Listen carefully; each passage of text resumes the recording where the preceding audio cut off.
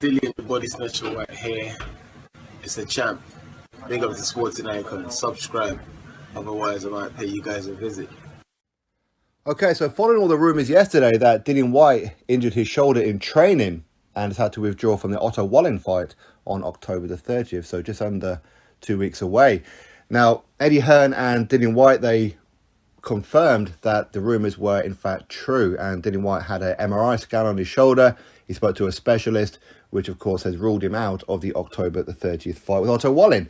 Now, what we don't know right now is the severity of the injury. Is it just a niggle? Or is it something that's quite career-threatening? We don't know yet. Will he require surgery? Will he just require some rest? We don't know what kind of spectrum it is right now. And I haven't heard anything back from Dillian just yet. And I'm pretty sure it's because he's just been getting inundated with messages and Lord knows what. Now, Otto Wallin, his team, most namely Dimitri Salita. Is he his manager? Is he his promoter? I think he, or is an advisor? I think he's his promoter. Anyway, he was saying how they will be looking to petition to the WBC, or words to that effect, about asking the WBC to order Dillian Whyte to reschedule this fight with Otto Wallin. Now, under normal circumstances, those of us who watch Dillian Whyte and dates get changed and whatever else, Dillian will reschedule. Okay, that's what he does. Okay, you can see it in the first Povetkin fight where it got postponed, rescheduled quite a few times leading up to the first one. Then, of course, it happened again in the rematch. So Dillian, he does do that under normal circumstances when there's no kind of time frame or time constraints on him. The problem is with this one is that there is a time constraint. There is. The WBC have ordered that Tyson Fury fights the interim world heavyweight champion, who is Dillian Whyte.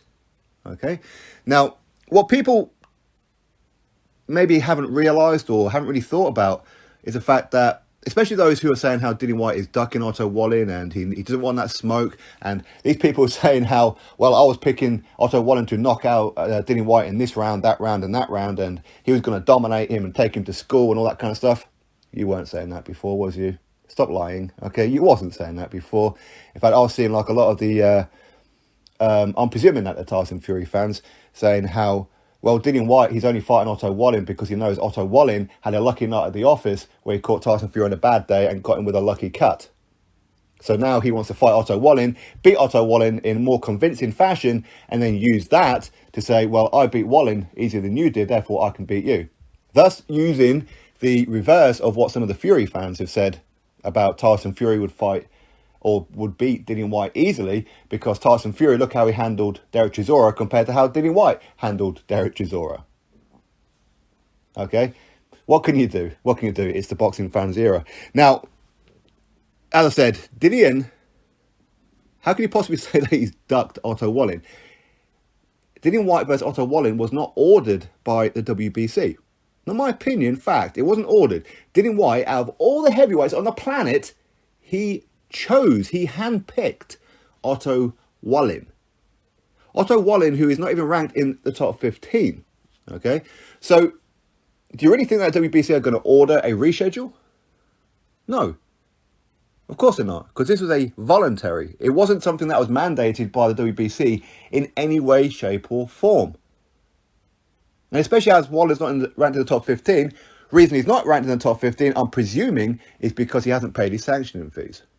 So again, why would the WBC do that? This was a voluntary.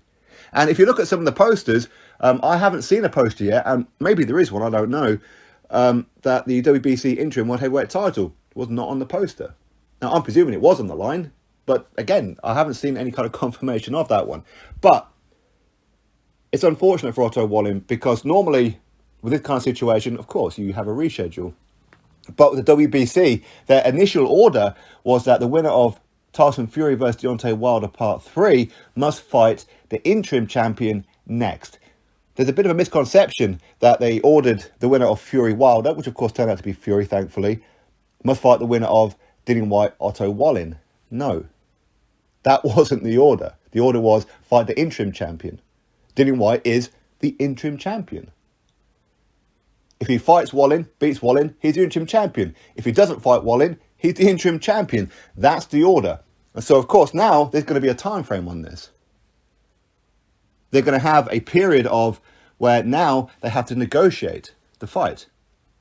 If they can't agree terms between each other, as in Frank Warren, Bob Arum and Eddie Hearn together, and of course Dillian Whyte, being that he's self-managed, if they can't negotiate and agree on terms, then it will go to purse bid. From purse bid, you have to have the fight within a 90-day period. So there is in fact a time frame right now. Usually the negotiating period is usually about 30 days.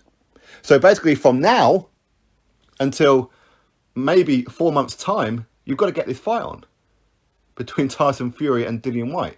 Do you think Dillian Whyte has time to get over his injury of his shoulder? Again, we don't know the severity of it, but get over his shoulder injury, get back into camp for a rescheduled date with Otto Wallin, go fight Otto Wallin, then get back into another camp to go fight Tyson Fury within a 4-month period?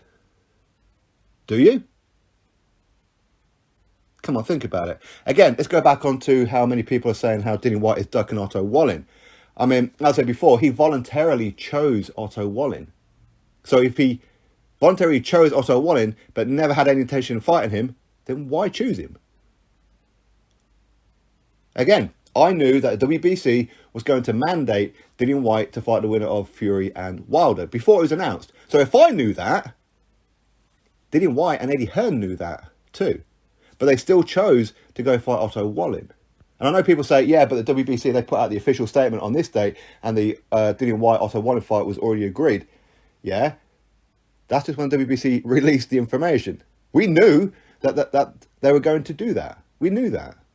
But he still went after Otto Wallin. So do you really think that he would handpick Otto Wallin, go through this training camp, spend time away from his family, bring in sparring partners who, by the way, of his current sparring partners like a Dempsey McKean and that, who were part of the Anthony Joshua camp recently as he was preparing for Alexander Usyk. It ain't cheap to bring these people over, pay them a wage, and of course, bring them over to Portugal, house them, all that kind of... It ain't cheap. It really isn't cheap. And of course, a payday that DAZN was paying Dillian Whyte a whole ton of money to keep him on DAZN. Now he just lost that payday. Don't you think Dillian Whyte would have liked that payday and then go straight into a bigger payday with Tyson Fury? Of course he would. It's not about risk. Dillian Whyte has been taking risk after risk after risk. But suddenly now, Otto Wallin? Come on. There's no way Otto Wallin was going to beat Dillian Whyte. I know that. You know that. Okay? It was going to be a tricky test for sure. Because Otto Wallin is southpaw. This would be the first southpaw Dillian Whyte has fought. But ultimately, it's still a man with 2 fists and with gloves over the top of him. Dillian Whyte would have battered him. For sure he would have done. I had no nerves about this fight at all. Okay? Most people understood that as well. So anyway, what can you do? Dillian Whyte has, in fact, had an MRI scan.